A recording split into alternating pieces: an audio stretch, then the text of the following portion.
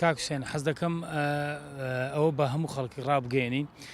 با لە سێ قەرزەکەی بۆ دوایە دەست پێ بکەین. ئێمە ڕاستە دوێنێ بڵاو کراوە کە ئەو سێ یاریزانە قەرزیان لەلایەن یانەی وەرشێوڵێ، بەڵام ئێمە دەمێکە مخالەسەمان لەگەڵیان کرد کۆتاییمان پێدان، بەڵام کێشێمە ئەوەی ئەو ڕێککەوتنی مابینی ئێمە و یاریزانەکان خلاص بووە لە مێژە، بەڵام کێشە ئێمە نێ نەگەیشتوتە ئیتیحاد ناڵێم وەکو داوای لێبوردن لێبن، بەڵام کە دەگاتەوەوان ئەوان دوای ئەوە دەڵێن هیچ شتێکمان سەبارەت بەو سێ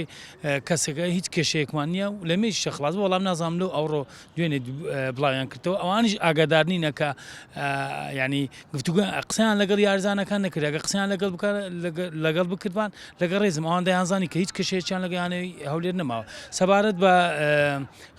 قەرزی و سکاڵای لۆی سەلاحیش